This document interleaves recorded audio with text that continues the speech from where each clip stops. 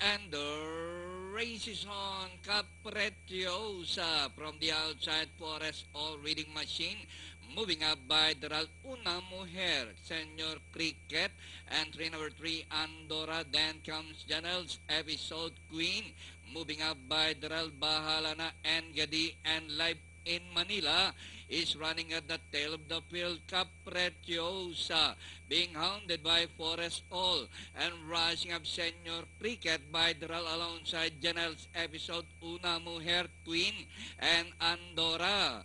Rounding the far turn, it's still Capretiosa, Forest All and Giri. Senor Cricket is running by Daral and moving up in Pip Andorra by some 4 lengths.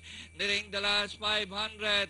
Capretiosa, Senor Cricket, it's on the outside. Janel's Episode Forest All as they race the final corner. Capretiosa still setting the face. Senor Cricket is on the outside.